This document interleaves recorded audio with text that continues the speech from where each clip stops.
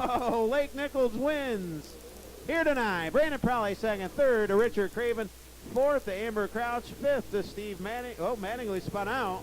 So Scott Williams, Eric Legner, Tyler Roth, and Hawkins in 77. And spinning out was the 7 of Mattingly.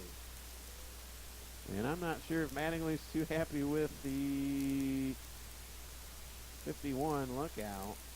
Yeah, boy. Well, there goes Matt Curl, our race director, to direct traffic. Yeah, boy. Okay. Well, we're going to talk to the 22 in of Lake Nichols down in Victory Lane.